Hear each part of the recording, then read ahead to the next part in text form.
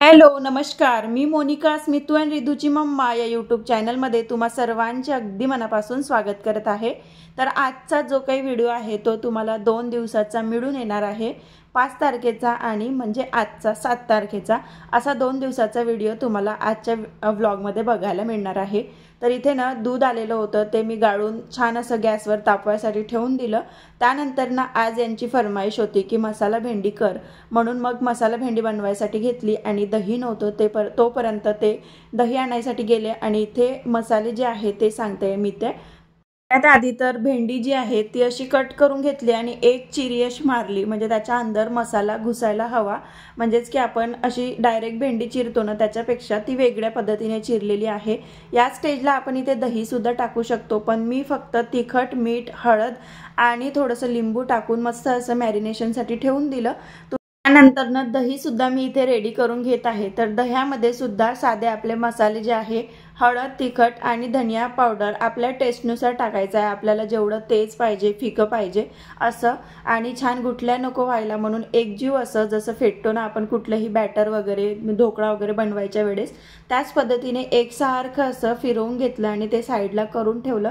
त्यानंतर आता मी करत आहे ग्रेव्हीची तयारी. तर मीडियम आकाराचे 2 कांदे घेतलेले आहे आणि याच मीडियम आकाराचे 2 टमाटर असं साहित्य मी इथे घेतलेलं आहे. थोडंसं ना चॉपर असेल तर चॉपरमध्येच ते कांदा जो आहे तो चॉप करून घ्यायचा. मिक्सरमध्ये कितीही म्हटलं तरी ते पूर्णपणे प्युरी होते. थोडासा दरदरा जर कांदा असेल तर आणखीन ती भाजी टेस्टी लागते.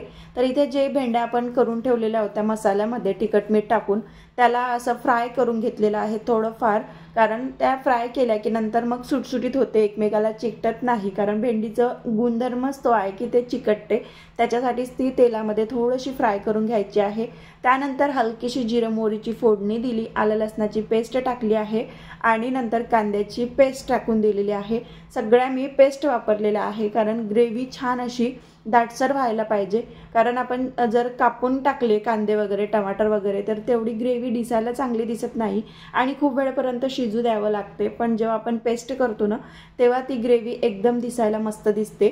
आणि आता मी याच्यामध्ये टाकलेलं आहे बेसन. बेसन माझ्याकडून थोडंसं कमी झालं, जास्त पाहिजे होतं. किंवा मग आपण जेव्हा तिखट मीठ लावून ते भेंडी मॅरिनेशनसाठी ठेवतो तेव्हा पण 2-3 चमचे त्याच्यात बेसन टाकलं तरी पण नंतर मग शिजवत बसायचं काम नाही आहे. तर इथे आता सगळं जे काही टाकलेलं आहे ते मी छान असं तेल सुटतपर्यंत होऊ देते आणि टमाटरची प्युरीसुद्धा नंतर याच्यामध्ये टाकून घेतलेली आहे. छान आणि हॉटेल स्टाईल जशी आपण भेंडी म्हणतो ना, आता हॉटेलमध्ये तर मी कधी खाल्ली नाही आहे, पण रेसिपी बघितली मी आणि मला वाटलं की चला आपण आपल्या चॅनलवर सुद्धा ही रेसिपी शेअर करू शकतो कमीत कमी साहित्यामध्ये. आता रेसिपीचे चॅनल असले की बरेचसे साहित्य जे आहे ते जास्त वास्त सांगतात, पण आपण आपल्या घरगुती साहित्यामध्ये कशी काय करायची ती मी इथे दाखवलेलं आहे. टमाटरची प्युरी टाकल्यावर याच्यामध्ये दहीसुद्धा टाकलेलं आहे. जे खूप आंबट वगैरे खातात किंवा ज्यांना पचते आंबट वगैरे खाल्लेलं चांगलं वाटते, कारण जुने लोक जास्त खायला बघत नाही, पण आपल्यासारख्यांना त्या गोष्टी आवडते, तर त्यांच्यासाठी ही भाजी एकदम बेस्ट ऑप्शन आहे.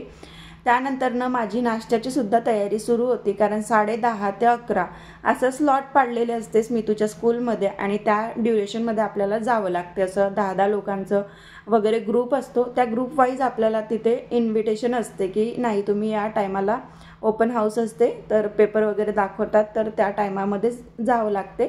मागे पुढे गेलं तर काही फरक पडत नाही, पण आपणच रूल तोडले तर मग त्या स्कूलचा नियम काय. तर इथे ना आता रवा जो आहे तो माझा एका साईडनं भाजून होत होता आणि एका साईडनं ग्रेव्हीसुद्धा शिजत होती. तर आता त्याच्यामध्ये मी भेंडी वरून टाकलेली आहे. याच्यामध्ये ना सगळ्यात महत्त्वाचा पार्ट आहे दही आणि कस्तुरी मेथी. ह्या 2 वस्तू जर असेल ना त्या भाजीला एकदम चव येते. तर आता आपली भाजी जी आहे ती शिजलेली आहे अर्धी आणि त्याच्यामध्ये मी टाकलेली आहे कस्तुरी मेथी, झाकून ठेवली. पाणी वगैरे जास्त टाकायचं नाही आहे, फक्त आपलं जे काही पॉट वगैरे धुतलेलं पाणी असते तेवढं टाकलं तरी सफिशियंट आहे. त्यानंतर ना इकडे बनवत आहे उपमा. साधासुद्धा बनवत आहे, खूप असं तामझाम करत नाही आहे, पटकन असं फास्टमध्ये करत आहे.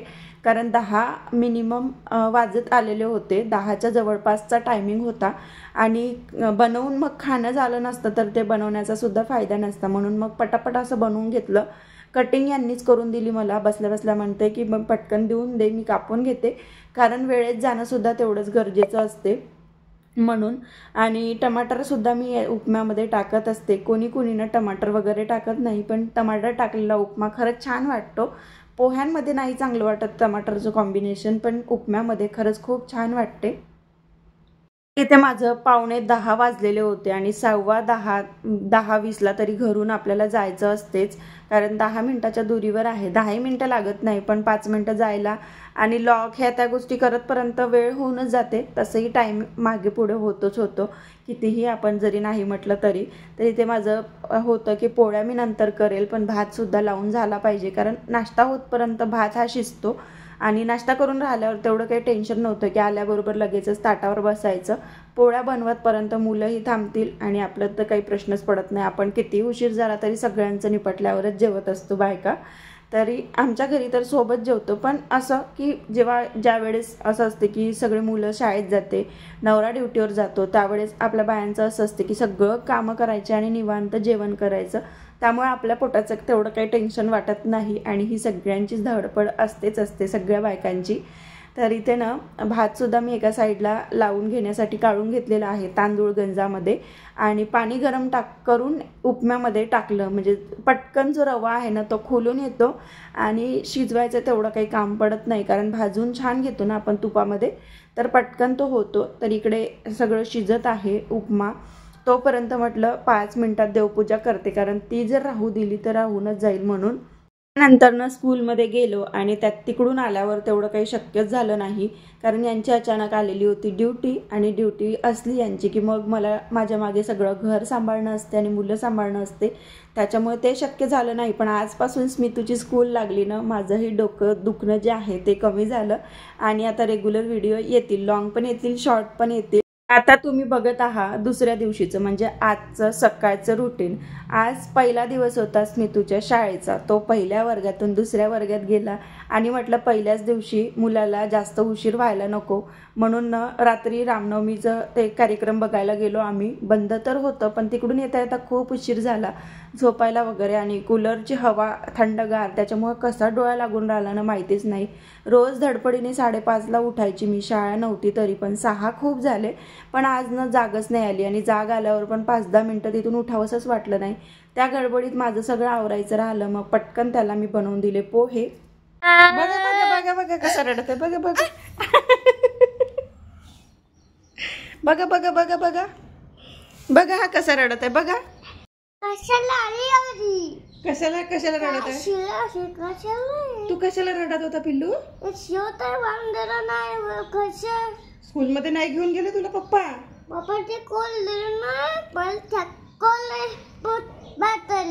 तुला वेळ आहे,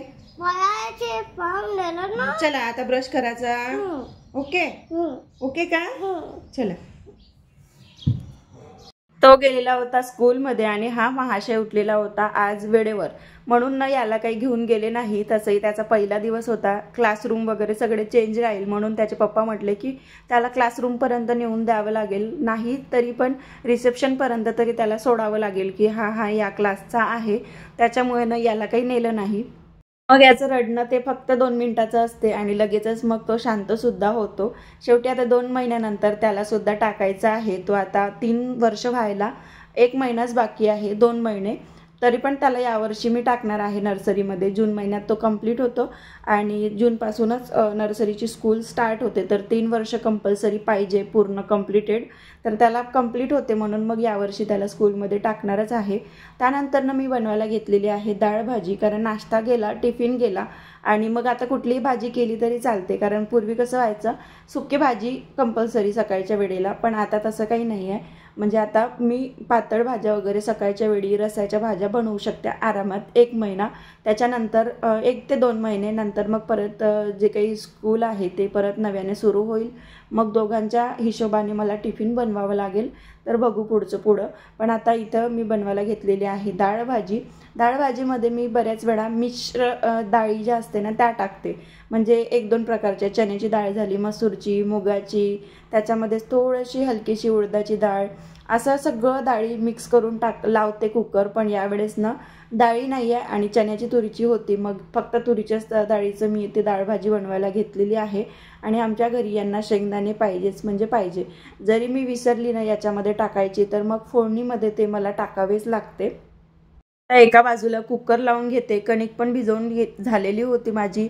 नाश्ता वगैरे झाला, स्वतःचा आवरलं आणि जेव्हा कुकरमधून बाहेर निघते तेव्हा मी बघितलं पाणी वगैरे बाहेर निघते. तर 1 थेंब असं सिटीच्या खालून टाकायचं तेलाचा आणि त्यानंतर पाणी वगैरे काही निघणार नाही. पण तसंही करून तो जो कुकर आहे ना, माहिती नाही जुना आहे त्याच्यामुळे आहे काय, तर पण ते कुकर जसं सिट्टी मारलं की लगेचच त्याच्यामधून पाणी जे आहे ते सगळं उतू जाते आणि पूर्ण गॅस वगैरे खराब होते. म्हणूनच हा कुकर मी जास्त वापरात घेत नाही. पण कालचा मसाले भात शिल्लक होता आणि फक्त डाळ भाजी लावायची होती म्हणूनच मी तो कुकर लावला. पण आता ना याच्यानंतर असं वाटतं की हा कुकर वापरणंच आपण बंद करून द्यावं, कारण पूर्ण गॅसवरनं पसारा दिसायला लागते. पण कसंबसं मी गॅस बंद चालू करत ते शिजवून घेतली डाळ, कारण एकदा भांडं भरलं की म्हटलं अजून दुसरं तिसरं असं व्हायला नको. आणि एकीकडेनं पोळ्या बनवून घेतल्या. तर खूप साऱ्या जणींचं मी बघते की तेल लावून सारख्या त्या तेलकट पोळ्या बनवतात, पण तसं आमच्या घरी आवडतच नाही. फक्त आतमधून तेल लावलेलं ठीक आहे, वरून एकदम तेल नको. म्हणून एकदम अशी कपड्याने मी पोळी शेकून घेते आणि डाळ भाजी तुम्हाला दिसायला पातळ दिसत आहे, पण जशी जशी ती खदडते ना, म्हणजेच की उकळी येते तशी ती घट्टसुद्धा येते. बऱ्याचशा ज्या गोष्टी आहे ना त्या आपल्या आईच्या ज्या तोंडून आपण ऐकतो ना, त्याच आपले शब्द जे आहे, किती आपण समोर गेलो, किती आपण शिकलं सवरलं असलो तरी पण जुने शब्द आपल्या तोंडातून म्हणजे निघणं बंद होत नाही. हा तरी माझा वैयक्तिक अनुभव आहे. आणि शॉर्ट मी एक क्रिएट केलेला आहे आज क्लिनिंगचा. त्याच्यासाठी खूप सारा मी ओटा वगैरे स्वच्छ केला.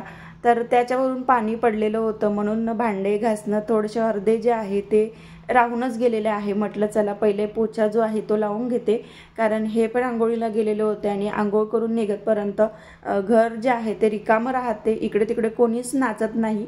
म्हणून मग पुसलेलं चांगलं वाटते मला. झाडझुडीच्या वेळेस आणि पोछा लावायच्या वेळेस घरात एकदम शांतता असली की खरंच खूप छान वाटते. ते कामं करायला एकदम अशी उत्सुकता वाटते आणि खूप एनर्जेटिक ते करणं पण होते.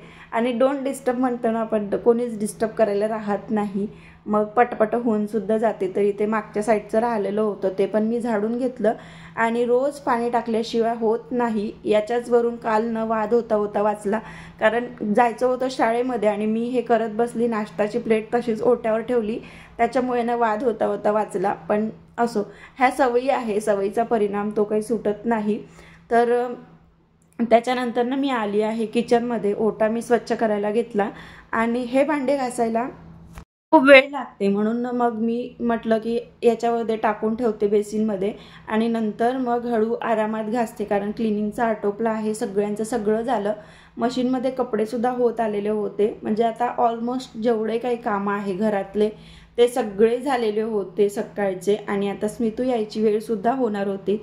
11चा हा टायमिंग होता. कितीही नाही म्हटलं ना तरी करता करता ज्या दिवशी क्लिनिंगचं वगैरे काढायचं म्हटलं एक्स्ट्राचं, त्या दिवशी खूप वेळ होतो. आणि आता मी किचन एकसोबत कधीच नाही काढणार, याच्याच पद्धतीने करणार.